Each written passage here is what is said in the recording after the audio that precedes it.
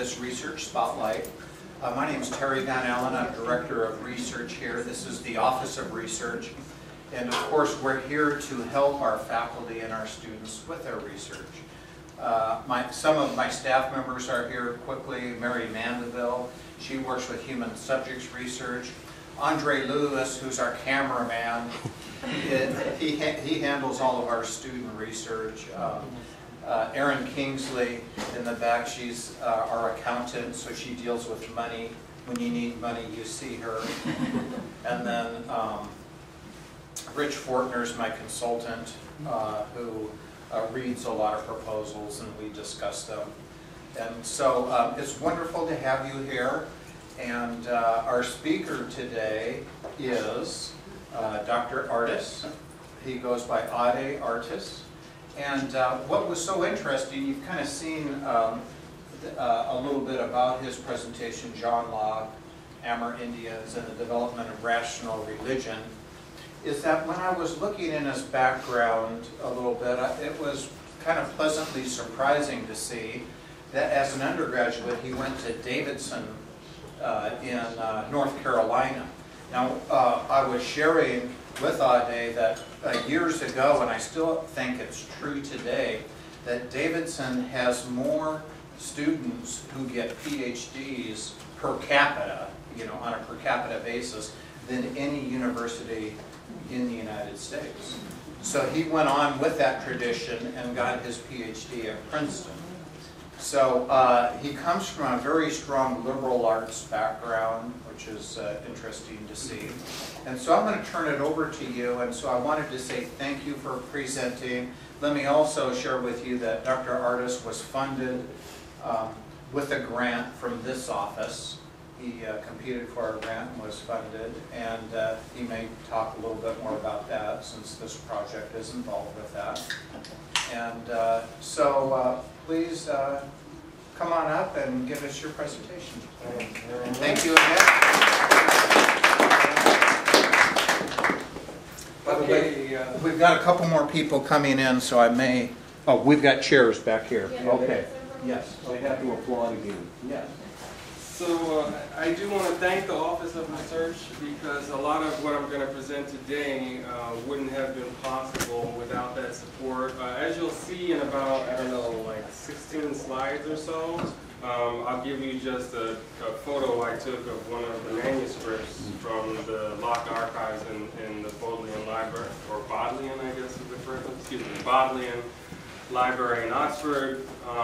And there you can't, these manuscripts are not available in any other place in the world besides there. You have to go there to see them. That's the only, there's no electronic, well, maybe privately owned. There are now, for example, in my possession, some electronic files of some of these manuscripts, but they're not publicly available. Okay, so the only way that I could get access, and I had seen it being referred to in a number of different secondary sources on Locke. I'd seen them referring to these manuscripts, so I thought, wow, it must be pretty interesting what's in there, but nobody really talked that much about it. So a big part of this project was going to see what's in those manuscripts and how what's in there might influence Locke scholarship in general, and even more broadly, European scholarship. So really, the work that I did while I was using the grant from the Office of Research is a big part of what I'm going to present today. Now, I'm also going to give you some large-scale background. The large-scale background isn't necessarily immediately tied to the nitty-gritty of the stuff in the Locke manuscripts, but I'm going to try to make a connection between very sort of large-scale global movements and processes and these very specific issues in this one particular figure. Okay, so start off with an overview. So basically I'm going to go through these sections in order, but I'm just letting you know what's coming up so hopefully you don't get as lost. I'm going to talk about the very broad intersecting projects that made me put the three things in the title together. John Locke, this sort of, ballyhooed, much ballyhooed, but in some ways stodgy, early modern European philosopher and writer. Amerindians, and rational religion, three topics that sort of might seem separate. So I want to show you in a way what led these strands together. Some further large-scale background about, I'm just going to sort of almost list a little bit the big stuff, and then I'll go into a little bit more detail about the large-scale background for the specifics of this project.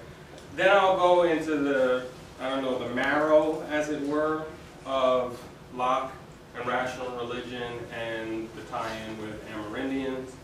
I'm going to point to some limitations in Locke's thinking, and then if we have time, maybe some questions and whatever flows over. Okay, so there are these three sort of big intersecting projects that I'm very interested in that kind of come together in this microcosm of Locke, Amerindians, and the development of rational religion.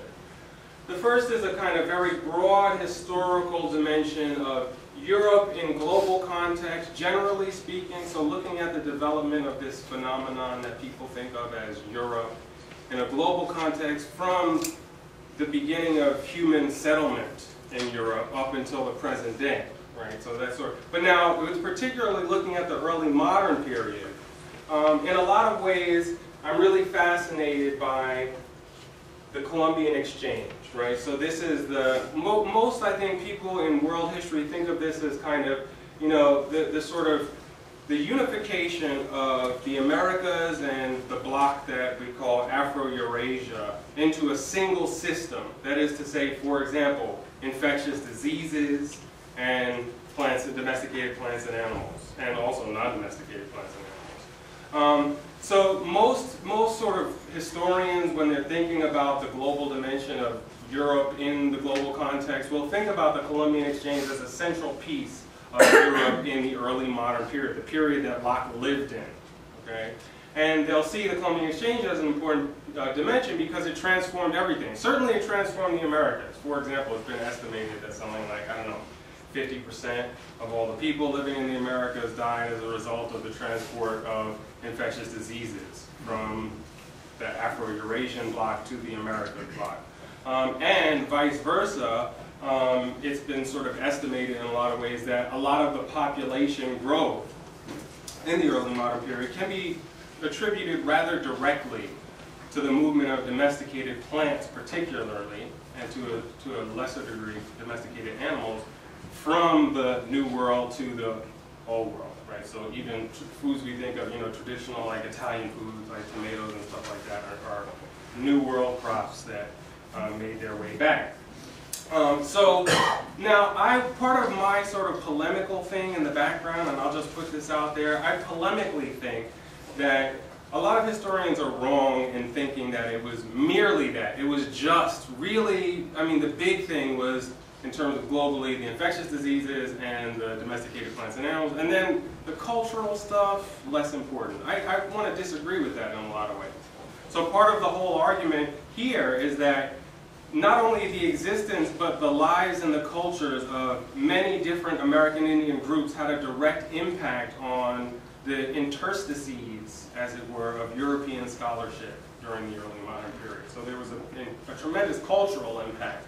Now, a lot of people nowadays will focus on the impact of Europeans on the world, and I think that's a distortion, because I don't think that, historically speaking, Europe was all that important in the early modern period. So in a way, you can see how those two kind of fit together. Second major intersecting project, the meaning of enlightenment. Okay, so there's this kind of critique of enlightenment that says, and I'm sure some of you have maybe heard this now and again, where people will talk about the founding fathers of the United States, for example. And they'll say this all men are created equal thing.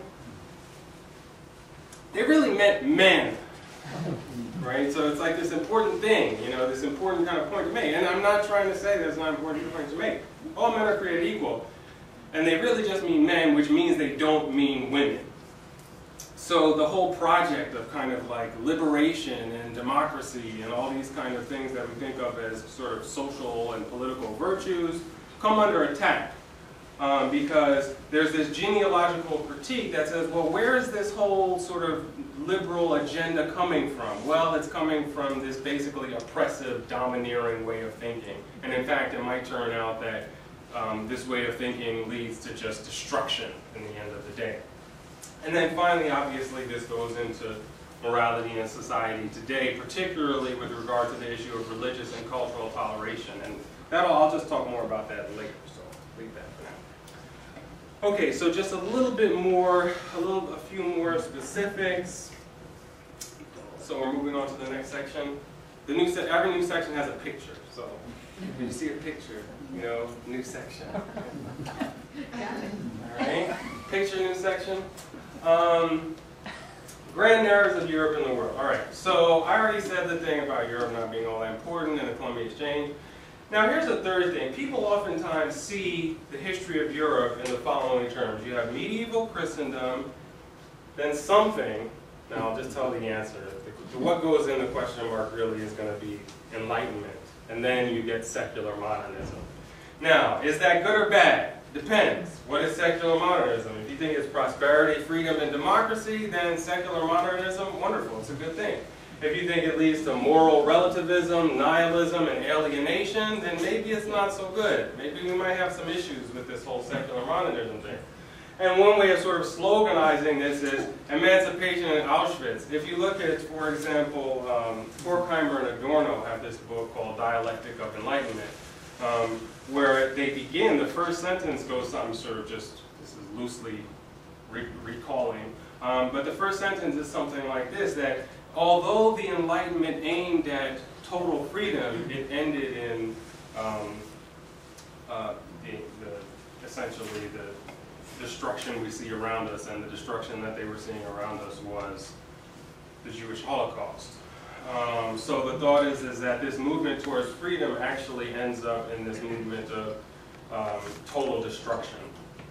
And then finally, secular modernism includes imperialism, colonialism, and slavery. That might be difficult to see in some ways, but if you just think of sort of when the height of the slave trade is, and colonialism, this sort of period, a lot of people think, well, it's also the result of the same kind of enlightened thinking. Okay, so more about the Enlightenment. And in a sense, you can sort of guess what's going to happen. Right? I'm going to give a kind of a defense of the Enlightenment.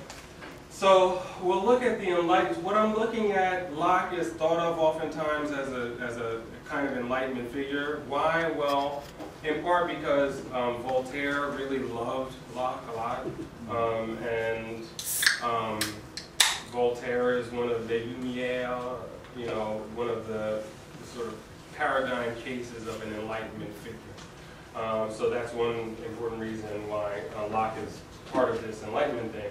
Now, there's two ways to look at the Enlightenment and rational religion. I'll say more about rational religion later, so just come to this. Just sort of hold it in your head. Don't worry, for those that are worried about this rational religion thing.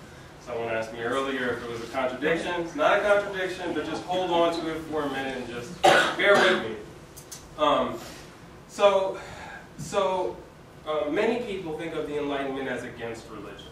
Okay, so typically people think that ultimately the trajectory of Enlightenment thinking, philosophical thinking, is ultimately to undermine Christianity first and then ultimately all religion. Now, I'm going to tell a different story, obviously, where it's the and, not the versus. So let's start with, in order to get to the idea of rational religion, let's look at non-rational Christianity.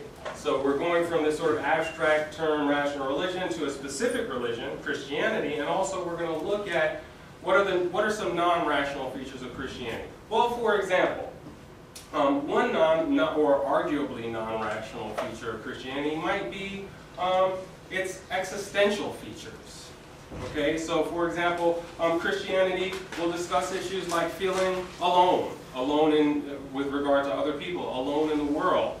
Right, now that's not obviously rational in the sense of it's not the sort of thing that you would find in any kind of science or math class, but it's an issue that concerns us in our lives, right? Aesthetic, okay, so there are all sorts of things in Christianity that deal with the aesthetic, whether it be just the beauty of the poetry of, let's say, some biblical verse, or the beauty of a cathedral, or whatever. There's all of these aesthetic elements that are central to Christianity, or at least historically have been central to Christianity as well. They're historical elements that aren't sort of pure issues of reason, not about, for example, proofs of the existence of God or something like that, if that were to be an example of rational religion. Christianity makes lots of historical claims about what happened in history. That's not like a purely rational thing. It's kind of an empirical thing. It's not like pure reason or something like that. So there's all these elements of Christianity that are not purely rational. They have aesthetic elements, there's historical elements, existential elements, and we could cultural elements, linguistic elements, and on and on and on, that aren't issues of pure reason. Okay? Now here's something interesting that happens. Okay? Something interesting that happens is a lot of European philosophers during this time period start becoming almost uninterested in all of that other stuff. All of the traditional Christian artwork, for example, right? You don't have to be a Christian to be able to appreciate the aesthetic power. Even if you don't like it, you can recognize that it's powerful stuff, a lot of traditional Christian artwork. And all of this whole rich tradition of Christian artwork, visual arts, plastic arts, music, is just sort of shoved to the side in some sense. It loses relevance. It's not even on the radar.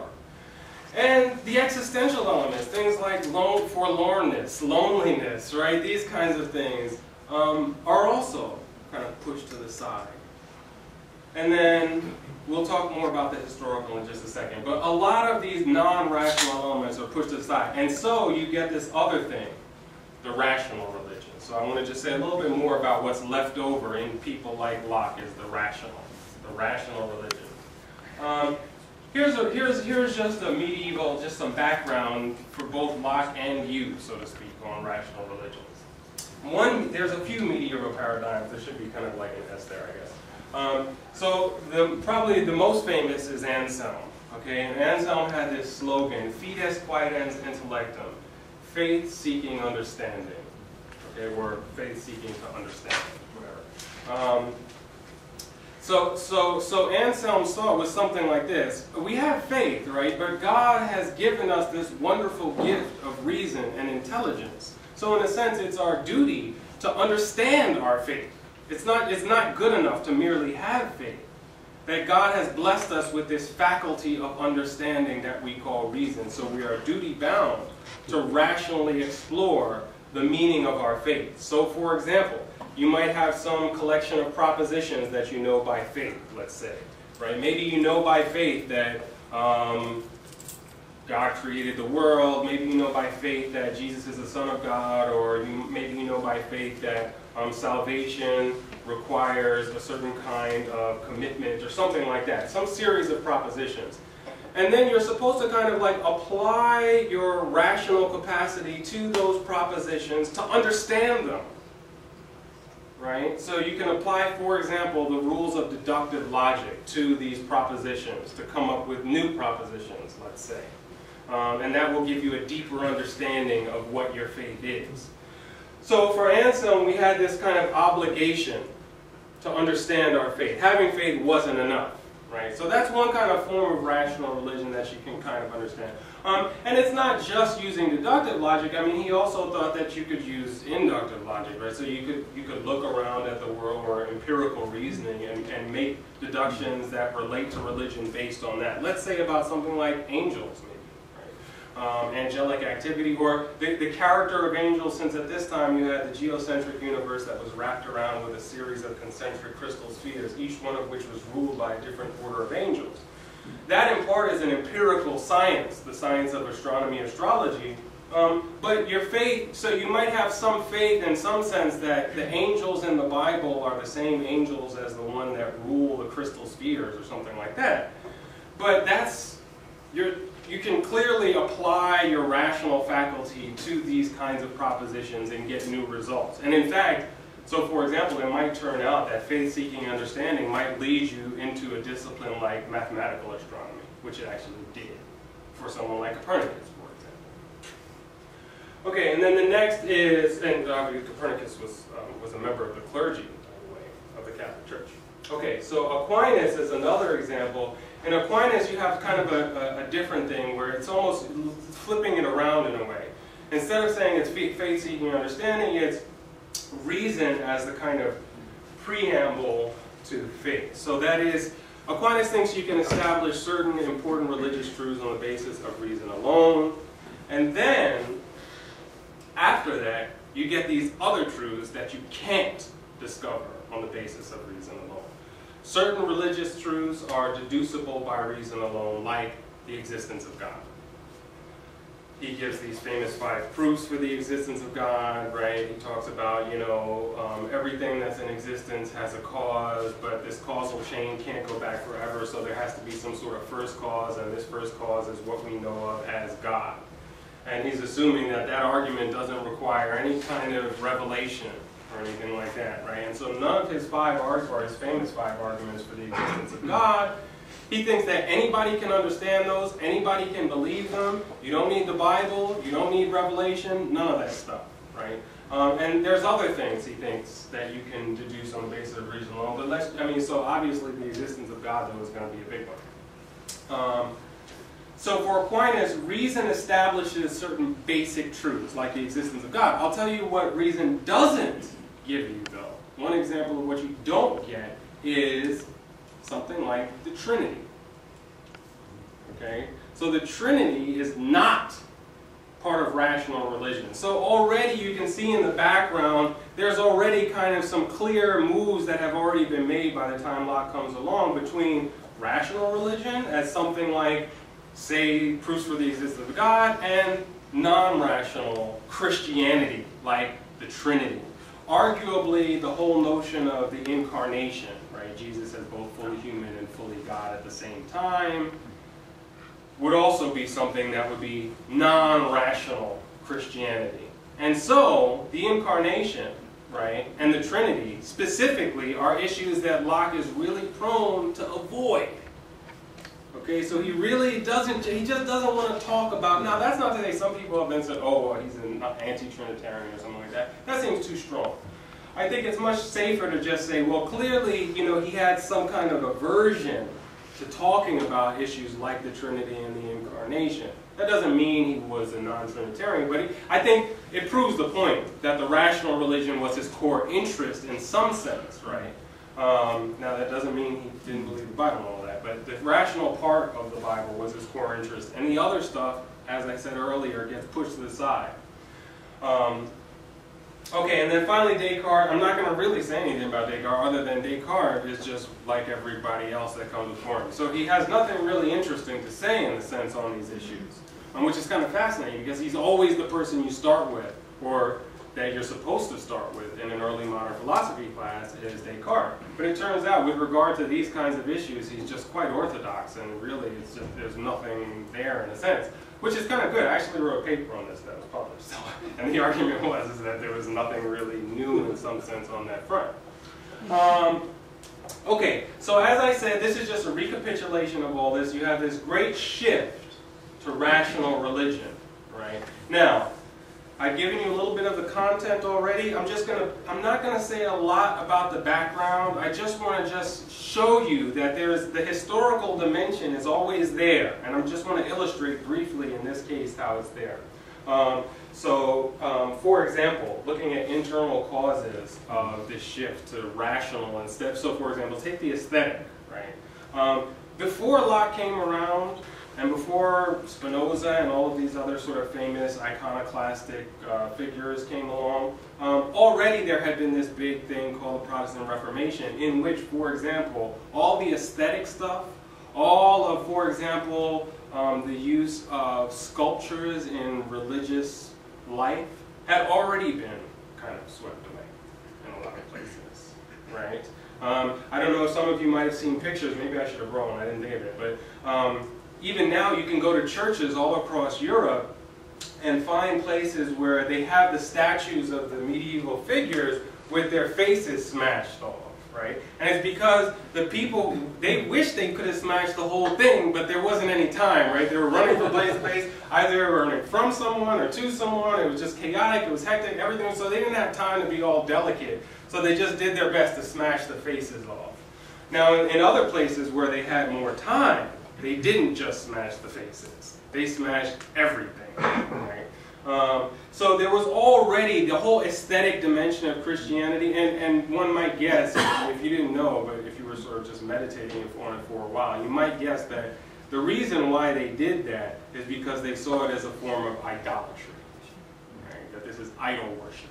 They're worshiping the saints. They're worshiping Mary. You'll still find people nowadays, Protestants in the United States, that talk about Catholics like this. They worship Mary, right? So they saw basically almost the whole aesthetic dimension of Christianity already as being a kind of idolatry that needs to be immediately rejected at the peril of your immortal soul. So you can see already there was some weakening of the non-rational part in the background. Okay, new section, picture. That's Blake's famous Newton measuring the bottom of the sea. Okay, so here's the overarching narrative that I'm making here. We're moving from persecution to toleration. I mean, okay, I will grant that it's kind of overstated in a way. You know, sometimes people refer to medieval Europe as the persecuting society. Which is, I mean, maybe it's a little over-dramatic, but it's not entirely false. I mean, one of the things that I was so sort of gladly surprised to find in just studying random history over the years for just personal interest, not for like scholarly anything, was that you actually do here and there find successful heretical movements in Western Europe in the Middle Ages. It does happen. But it was surprising, right? In some sense, that wasn't the normal thing. And I'll grant the whole thing about the fact that a lot of Western Europe was converted, at least on paper. It looked as if it was sort of peacefully. But it turns out, I think, when you look at the details of the conversion of Western Europe to Christianity, it's a lot harder to sustain the idea that it was just a bunch of sort of peaceful missionaries going out and saying, hey, people, would you like to have Christianity? Generally speaking, the places where the most successful, most permanent, and deepest conversion happened were places where, granted they were missionaries, but they managed to convert the ruling elite. And it was only in those cases where they were able to convert the ruling elite, or not only, but mostly in those cases, that you see that kind of massive conversion.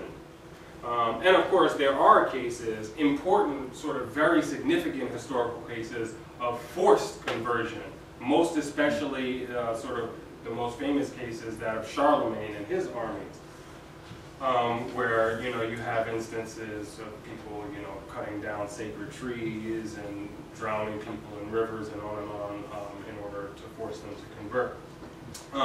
Now, arguably, though, actually, the persecuting society was far worse at the end of the Middle Ages and the beginning of the early modern period than it ever was in the early Middle Ages and High Middle Ages. Why? Well, because the state apparatus became much more efficient, so it was much better at persecuting people later on, whereas the more decentralized state apparatus during the early and High Middle Ages was less effective. So in a certain sense, it's not as if you go from persecution to toleration. You go from sort of the best that you can do persecution to really, really heavy persecution to some degree of toleration. And I think to a certain extent that remains today. And so Locke is a kind of microcosm of this, from persecution to toleration. And then also he's a microcosm from toleration to diversity. Obviously these are different things. Toleration is like, all right, I won't punch you in the face, as opposed to some sort of celebration of diversity. That diversity might be a good thing, as opposed to I'll just forbear my fist from lashing out at you. And then finally, this sort of last part, which is one that I'm not going to get into on a scholarly front, because I'm not going to be trying to argue, at least not in these historical contexts. I might argue in some contemporary idiom. But there are questions, I think, with regard to this whole idea about moral relativism. I think one of the fascinating things about this period is you have a sort of discarding of a kind of bad absolutism, but without embracing relativism. And there's this interesting moment in early modern European philosophy that's in between the two. you haven't yet reached the point of, or actually I would more call it nihilism, total moral anti-realism with no way of understanding the way in which, you know, moral perception kind of hooks, as it were, into the world. Between that and traditional Christianity, which, because it's associated with the persecuting society, and arguably for certain reasons, that is because the persecutors thought they were saving people's souls, right? I mean, because it was like an infection. Heresy was something that was going to destroy them and the community and damn them forever. So they thought they were helping them by persecuting them, and I think that's an important thing to keep in mind here. Okay, so I said a little bit about the grounds of persecuting society. The reason why they were persecuting is because they were trying to help people, not because they were just out to do bad things. They thought that they had been infected by the devil and by demons, right? Demons had got into them like a disease now. Like we can get infected by disease, you could get infected by demons. And if I were to tell you, oh, I got this infection, I got the flu the other week, you wouldn't think twice about it. It'd be normal. And in fact, you might be like, you know, you might walk a few steps back. No, we'd kill you. Yeah, whatever.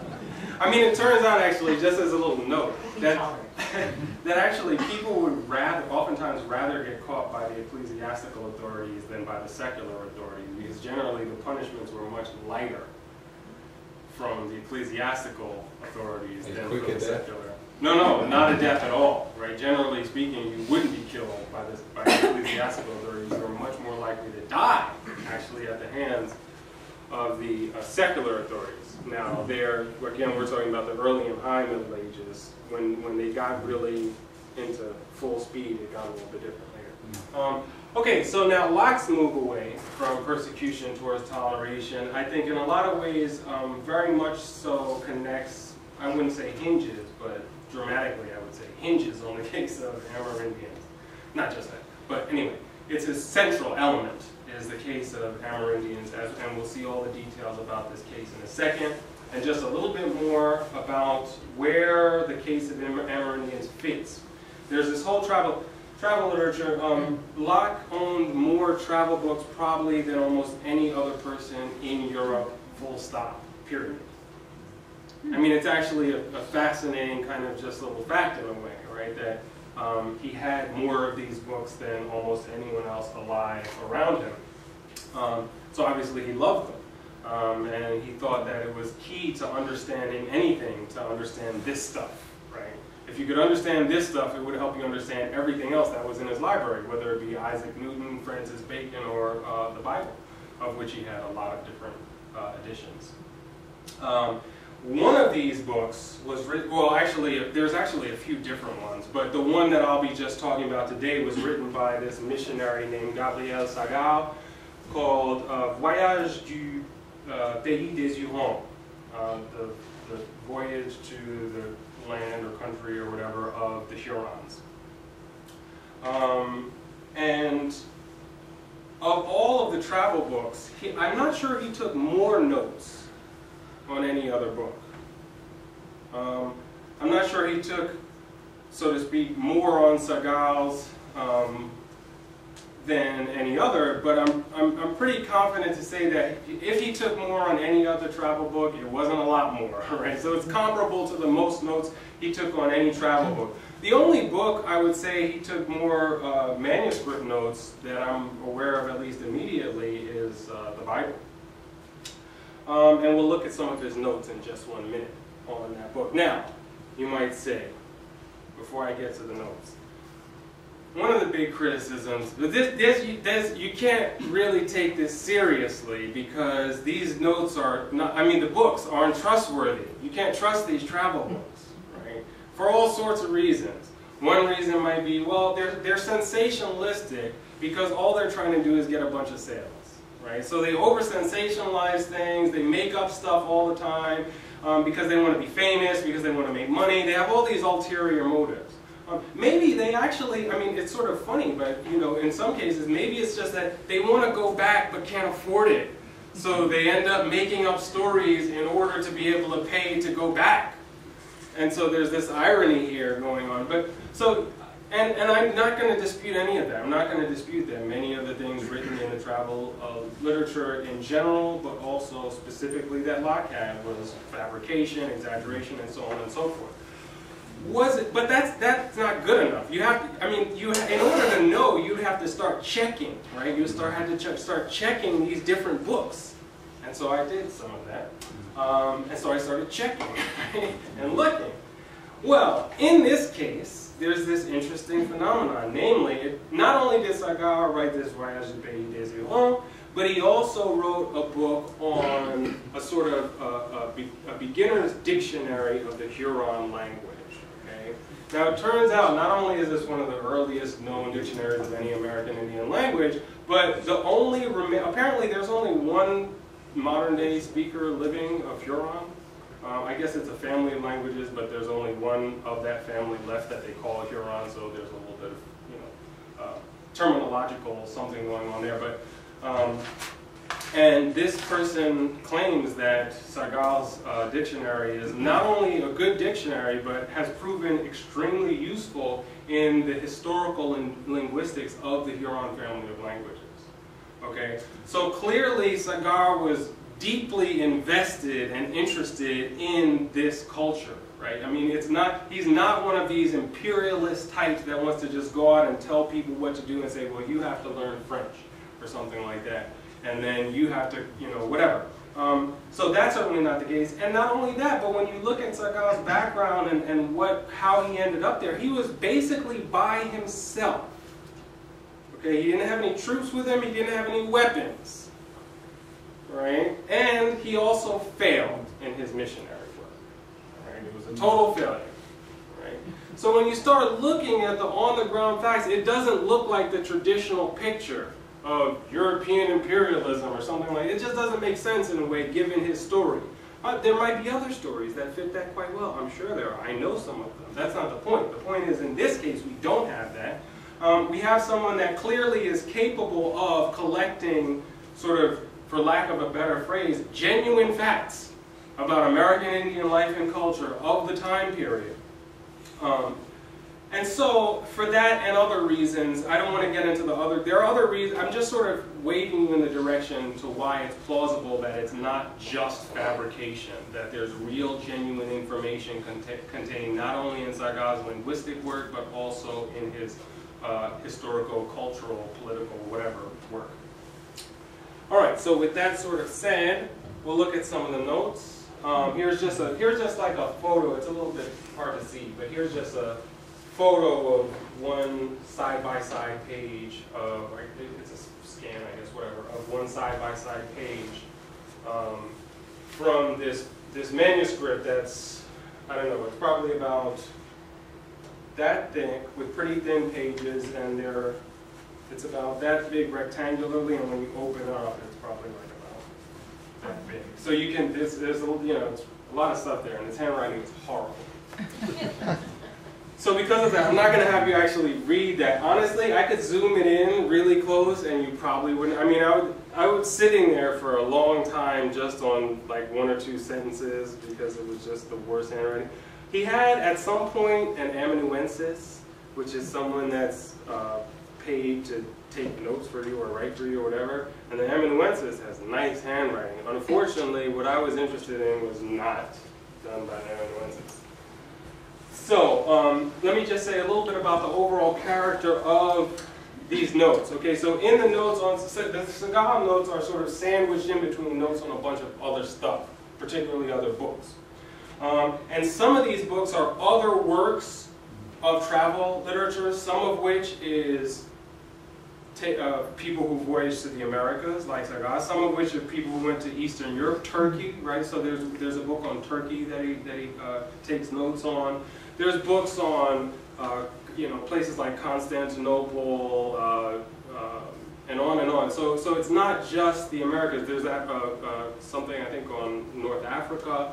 The point is to say that there's books on travel to all different places in the world, and first and foremost, the overall character of these notes is that they look kind of similar throughout. Now, the fact that they look kind of similar throughout suggests that he is not thinking of non-European peoples as fundamentally different from European peoples. I mean, some of these are places like Voyage to Norway, right? Voyage to France or whatever, right? So, I mean, and he himself traveled to France, and he picked up a lot of these travel books in France. So it's striking immediately in terms of the overall character to note that already it's not as if there's no separation really in his mind between, as it were, the peoples of the world. It's all just like one. Western European, Eastern European, African, Asian, and American, it's all just one. And the notes are continuous. So the page numbers there are page numbers from Sargar's volume. Now Sargar's volume is available online for free. So he has this imitanda to be imitated, right? Like agenda to be done, Amanda to be loved. Imitanda to be imitated. Charity, hospitality, patience, and undisturbedness, whatever happens. Religious keeping of their word and never betray friend or country. Very seldom injure one another. Those that have lost their children in the war adopt those that are taken prisoners. Sincere friends. Rex, king.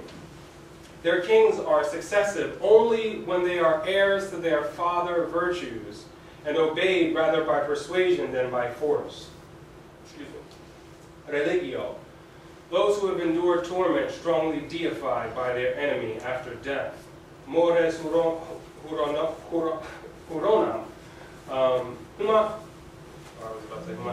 Humane, patient, friendly, hospitable, bountiful. Now he adds some negative stuff. Proud, now positive. Merciful, negative. No civility, nasty, vindictive, right? So it kind of goes back and forth. I mean, the overall impression you get is, well, they've got issues, right? So there are certainly some, no civility, nasty, and vindictive. There are some other little snippets in other places of adultery, some questionable sexual activities, and so there's certainly he notes these sort of critical or negative things regarding the Hurons. But obviously, there's a lot of positive stuff, and just in terms of the weight, more positive than negative. So the positive outweighs the negative. Now, this is just an example, right, of this one case. Now, I don't have time, obviously, but I could go on. I mean, there's other, particularly volumes on other Amerindian peoples, right, other places in the Americas and peoples that he took notes on as well. So Sargar is in an isolated case. Not only that, but in addition to his actual notes, he also wrote down important page numbers in the books themselves. So the Bodleian librarian has not only his manuscripts, but also his library, the books that he owned during his lifetime. And you can go into those books and find page numbers and passages that he highlighted, and some of them from the travel books. So you can sort of see how interested he was, and so, for example, you can see how interested he was on the religious customs of Amerindian people by looking at those volumes. Okay, so the conclusions that we draw from ultimately, I'm arguing that he kind of comes to, at least in large part, or in good part, from reflecting on these kind of moral facts, is that morality does not require Christianity, and salvation does not either. So you can see automatically the grounds of the persecuting society have been kind of overturned, right? Because the persecuting society, the Christian persecuting society, requires both morality and salvation to be dependent on Orthodox Christianity. So if you don't have that, you don't have morality, you don't have salvation, and so you're justified then in trying to make people stop being non-Christians. Where are you getting that salvation doesn't depend on Christianity? We're going to get to that. I'm sort of just doing this, throwing it out there, and then I'll go back to all of these in a way. In parallel, most brands of Christianity do not per se secure morality nor salvation. So the flip side is that it's not enough to be, just to be, as it were, sort of some kind of Orthodox Christian. I don't mean Orthodox Eastern Christianity, but like sort of normal Christian, for lack of a better word. And yet, there is something like a true and universal morality. Now, it turns out that this part is a problem. At the end, I'll say that it turns out this is actually a big problem for Locke. I wish it were just a virtue. That would be great, but it's not. There's a long quote. I'll try to read it quickly because I do think it's important. From the Letter on Toleration. Not even Americans subjected unto a Christian prince are to be punished either in body or goods for not embracing our faith and worship.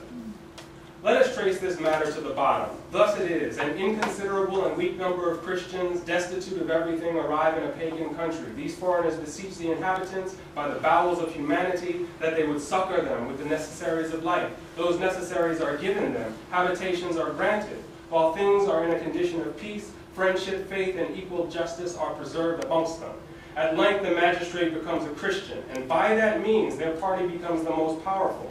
Then immediately all compacts are to be broken, all civil rights to be violated, that idolatry may be extirpated. And unless these innocent pagans, strict observers of the rules of equity and the law of nature, and no ways offending against the laws of the society, I say, unless they will forsake their ancient religion and embrace a new and strange one, they are to be turned out of the lands and possessions of their forefathers and perhaps deprived of life itself. Then, at last, it appears how easily the pretense of religion and of the care of souls serves for a cloak to covetousness, rapine, and ambition, or rapine. From the reasonableness of Christianity, what shall become of all the rest of mankind, who, having never heard the promise or news of a Savior, not a word of a Messiah to be sent, or that was come, have had no thought or belief concerning him? So what's going to happen, for example, to the American Indians? To this I answer that God will require of every man seek, according to what a man hath, and not according to what a man hath not. So that's why you don't need salvation. I mean, you don't need revelation for salvation. And then from the essay concerning human understanding, let us suppose the mind to be, as we say, white paper, void of all characters, without any ideas. How comes it to be furnished? Whence comes it by that vast store which the busy and boundless fancy of man has painted on it with an almost endless variety? Whence has it all the materials of reason and knowledge? To this I answer in one word, from experience. In that all our knowledge is founded, and from that it ultimately derives itself. So the reason, I mean, the big thing with him saying that during the time period was that by saying this, he's essentially denying the traditional conception of original sin. All right? Now you can see how all of these tie together. If you have original sin, then you have a justification for why, for example, American Indians would be doomed salvifically beforehand, as it were. Why? Well, original sin, right? If you have original sin, you have a sort of an automatic de facto and de jure justification for damning the souls of the American Indians. And the only way to stop their souls from being damned is to convert them. If you don't have original sin, though, you can see how there's no reason to think that, well, perhaps in some way they might be saved anyway. Which goes together with the reasonableness of Christianity. Namely that even if you haven't heard the word of the Savior, that doesn't necessarily mean anything. Okay, so that's the overall sort of basic structure. I want to just say a few words in the last remaining couple minutes of the limits. Some limits of this sort of thinking.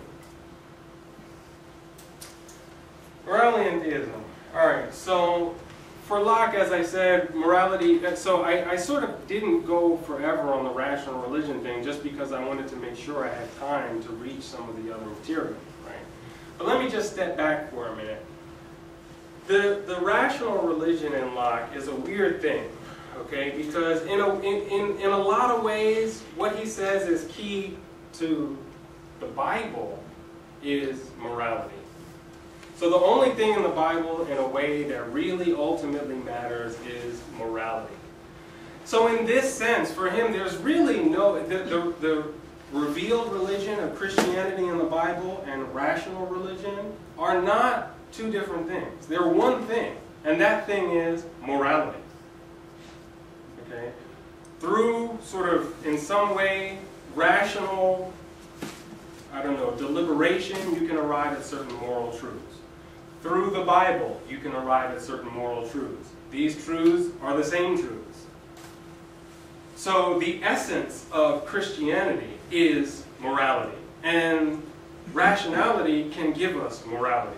And so the essence of Christianity in the Bible and Revelation coincides with the essence of what reason can deliver to us, namely morality. In fact, he says our rational faculties are designed solely and only to arrive at moral truth. The entire argument of the essay concerning human understanding is designed to show us that our faculties, our rational faculties, are not designed to discover empirical scientific truth, right? So we are not made for scientific truth. We are made for moral truth. The problem, though, so that's just a little more information on the rational religion thing, that it's morality, but Christianity is morality too, so they're kind of the same thing. Morality, he claims, requires the existence of God. So ultimately, so you might see this as a weakness. And the one reason why people have seen this as a weakness is because arguably what this leads to is the non-toleration of atheists. Okay, so in the letter concerning toleration, Locke goes on and on about all these people who are okay, it's okay to be this, it's okay to be that. It's pretty much okay to be Muslim even, oh my goodness. But it's not okay to be an atheist. And the reason why it's not okay to be an atheist is not like, you know, whatever, you have some disease or something like that. It's because atheists are not capable of genuine moral commitment. Why aren't they capable of genuine moral commitment? Well, because of the fact that genuine moral commitment requires a certain kind of understanding of rewards and punishments, and these rewards and punishments are ultimately arbitrated by God. And if you can't see that, if you can't see that our contracts, for example, earthly contracts, are backed up by God, then you're not going to keep those contracts. So that's why atheists, in that sense, can't be trusted to keep their contracts, because they haven't seen the obvious truth that these are backed up by God, but then they're as it were, they're not afraid to break them. Right? Only the people that believe in God are afraid to be immoral, because if they are immoral, they'll suffer eternal damnation, or if not eternal damnation, at least the elimination of their consciousness or something like that. It turns out that he seems to think that morality is actually, it turns out to be empirically somehow more difficult than Newtonian physics. And if you've actually read Newton's Principia Mathematica, which I've read sections of, I don't know, that's kind of disturbing, because the Principia is not some sort of like lazy afternoon read or something like that, right? I mean, we're talking about, it could take you a month to get through a single page, literally. So the thought that, I mean, in a way it makes sense, in a way it doesn't, right? Because if sort of being a member of the civic community depends on your appreciation of morality, even if you put the theism thing aside for a second, just set that aside. If you just have some kind of moral system, and let's just forget whether or not it includes a God, you have some kind of moral system. His claim is that the only true complete moral system is one of this exceeding complexity. And then ultimately he says that's why we need the Bible. It's sort of, you get this sort of interesting return in a way back to tradition in a sense, right? In a way it's sort of like he gives it all and then he takes it all back. Because it turns out that in some sense the deepest, truest, most profound morality is in a way sort of just practically not doable. Even if in theory you could do it, you can't practically do it, so you end up needing the Bible anyway. And the reason why you end up needing the Bible anyway is the big element that I would argue that Locke and some others don't have any real questions about is the Bible as history. And the Bible as history means that they still take the central claims of the Bible to be, or many of the central sort of historical claims of the Bible to be literal, true historical claims. For example, the genealogy of humanity from the first man and woman, right? He and everybody else pretty much that I know of from that time period, with maybe a couple exceptions, has no questions about that. He has no questions about something like that. And when it comes to original sin, let me just give you a case study in a way. And this is what I'm coming out with an article this year about this, is that in the case of original sin, it's true that he doesn't think of original sin as this kind of like some inherent stain on your soul or something like that, right? And so to that respect, it's like, oh, that's interesting, that's different at least. Even if you think it's wrong, it's certainly different than most everybody else. And everybody was going nuts about it. But if you look at Genesis, so one of the things that God does is, you know, it curses the snake, says you're going to be stepped on, right? Curses the woman and says you're going to have pain during childbirth. And then curses Adam, but interestingly enough, curses the earth. And then most people took this literally and historically. And so if the earth has been sort of cursed, that means that you're not going to be able to have time, as it were. And I don't have time to go through these because I've kind of run out of time. But you've got this sort of, you know, this sort of bad luck. Once all the world was America, because, you know, America is full of wasteland. In that sense, the Europeans are justified in coming in and corralling all that wasteland and making it productive. So that's just an example of where that kind of strand will go. Okay, I've run out of time. I don't know if there's supposed to be questions or not. But Yeah. Well, first of all, I wanted to say thank you very much. Yes, there is time for questions, but we also know some people have to get to a class at 1. So, but please feel free to ask questions. Usually, Dr. Fortner's the first one to ask. Do you have one? Usually doesn't mean all of it. No, that's true. I'll yield to someone else at this point. Yeah, over here. So are you going to get funding to research original sin? what's that? Are you going to get funding to research original sin? Oh, I don't know. It's all. I'm sort of just right now. I'm still just organizing, actually, in a way, the different themes, because the way that I present, a lot of the stuff I presented to you today is not sort of part of one paper, as it were, right? I mean, it's just part of a grand way of thinking about a lot of issues. So essentially on the scholarly side, what I'm trying to do is assemble enough very sort of narrow case studies to justify the more big picture stuff. So I want to be able to kind of start with a bunch of these sort of things and then ultimately move to that larger level. But in a talk like this, I'm perfectly free, right, to make all of these kind of bold claims where no one's really going to be able to do that much. I'm intrigued by Cigar, using Cigar, because many historians consider Cigar to be a kind of emissary of Champlain. So in the early 17th century, he enters Huronia and is reporting, in many respects, at least some have interpreted that he is actually sort of reporting a lot of this to his boss, Champlain, right, in anticipation of a much larger project, which is Champlain and his sort of trying to find some kind of economic foundation for New France, right, which turns out to be beaver pelts, and then the Jesuits, right, who come in very shortly after. So it's sort of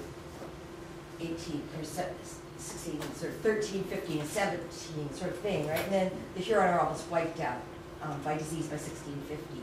So I wondered, does Locke go on with that literature? In other words, does he look at Champlain's journals and then the Jesuit relations in the context of, is he interested in what happens to the Huron? I mean, that's an interesting question. I mean, I'd actually have to probably to give a good answer, re-look at the data, so to speak, in order to know, you know what I mean? I've got actually a copy of a book that has all of the publication dates for all of the travel literature books. So that would be one way to start. And that's, I mean, actually, that's a good question. One of the reasons it would be very interesting is because, you know, by the time the Jesuits get there and you sort of, all this conversion happens, right?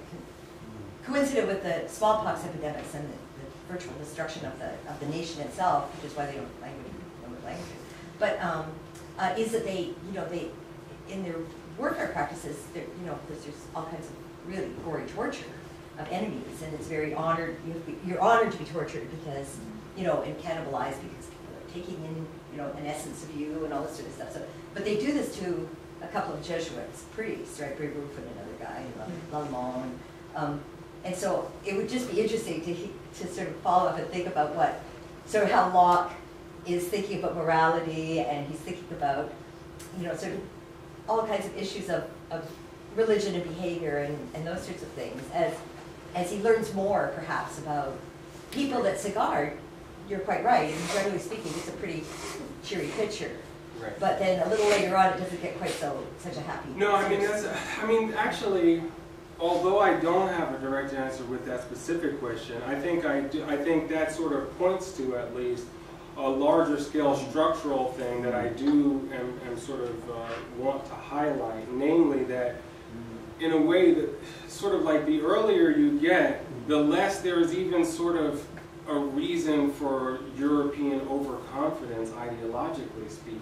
Do you see what I mean? Yeah. Like, and so you can sort of see that chances are that 50, 100, 150 years down the road, you might see less of this attitude of kind of fairly judicious, you know, thinking about the issue, which I kind of think is somewhat the case. I mean, this is something that I don't know enough about to pronounce decisively on, but if you take a case of someone like Kant, it looks pretty bad.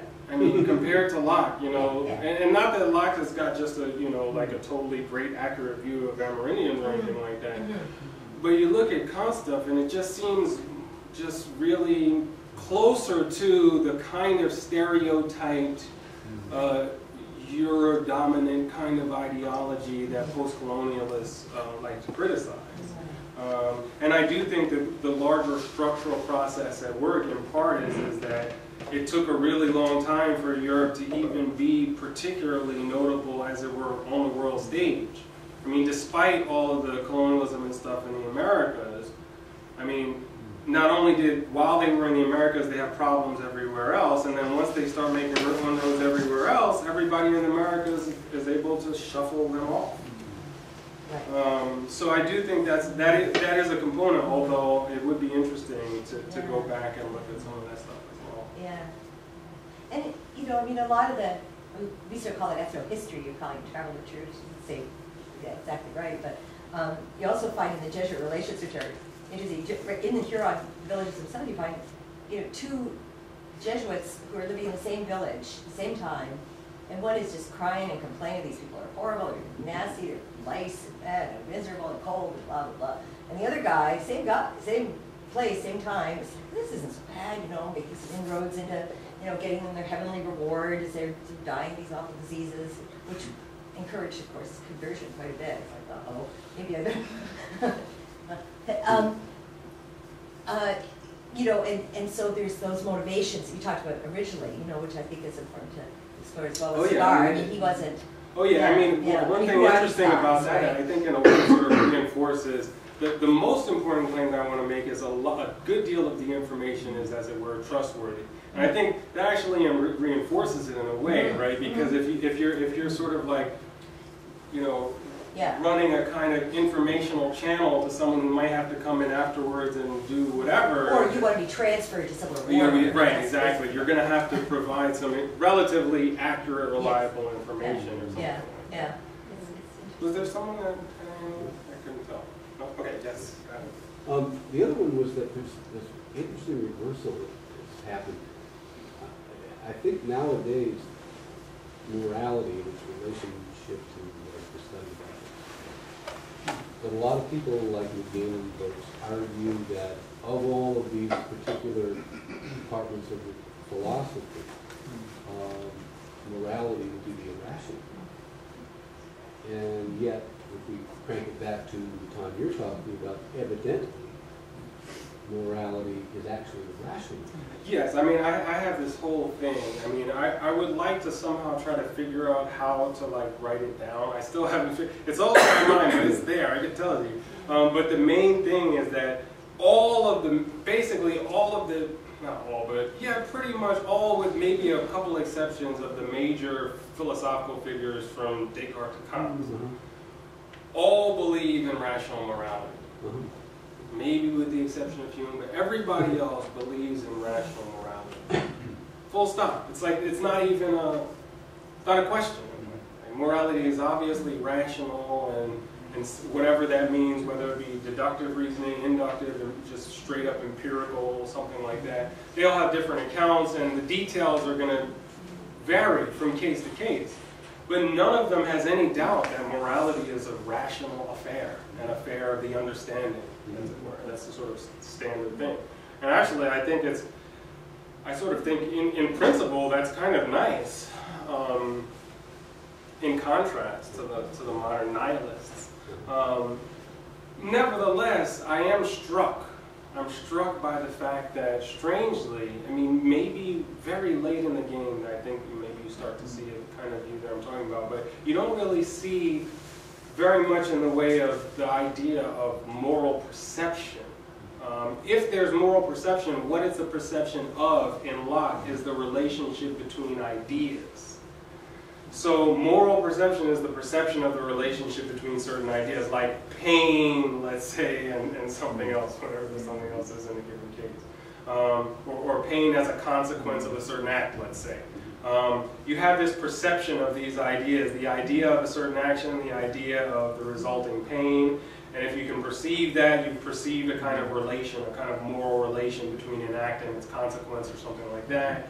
Based on that perception, you can then perceive the fact that this relation is one instance of a more general one, or whatever. You can sort of get the ball going and run with it. But you don't see, or at least I haven't found, and to me it's just sort of striking, but then again, you don't really find it all that much in the philosophical Western philosophy period, is so-called Western philosophy, is the idea of, as it were, direct empirical moral perception, which to some, like me, seems to be the most obvious kind of route to sort of like get the ball rolling on something like a rational morality. That would be the place to start. So, I don't know, it's an odd thing. But in principle, what he says is that you can, just like if you have mathematics, Euclidean geometry, let's say, right? You've got these axioms, right? Whatever they are. You have these handful of axioms. From these axioms, you can deduce other mathematical truths, right? Truths about, for example, the relationship between the squares of the sides of triangles, right? That they're squares. If you add the squares, they're equal to the hypotenuse or something like that, right? That's this complicated mathematical truth that can be ultimately deduced from Euclidean axioms. Well, similarly, you just put up 5 or 6 axioms of morality, just like you have the axioms of Euclidean geometry. How do you know that the axioms of Euclidean geometry are true? Well, maybe it's just self-evident, right? So that would be one way you could go. But you can actually justify it by the consequences or something like that. Say the consequences that you derive are true consequences, therefore the axioms, whatever you want to do. But so similarly, there's no, in principle, morality is just as rational as mathematics, and that's the example that Locke gives. I just took that. Is that a question? Well, in a sense, I've forgotten the original source. It's been a long time, but the one-liner is the Archbishop of Canterbury says, there is a God. That's all in a day's business. But if the Archbishop were to say there is no God, now you've really got something to think about and look at as such. And Voltaire, of course, which you mentioned earlier, in Candide and a lot of his writings, does something similar to that. Yeah, well, I mean, the whole, one of the big bases or pillars of this whole project is that you end up seeing a lot of sort of super important European philosophers reflecting and almost that far, and not necessarily with regard to religion, but with regard to just sort of like their own tradition and culture. And that, I think, is quite striking, and it illuminates something very important. What it illuminates, ultimately, I think, is the fact that Europe was never all that important.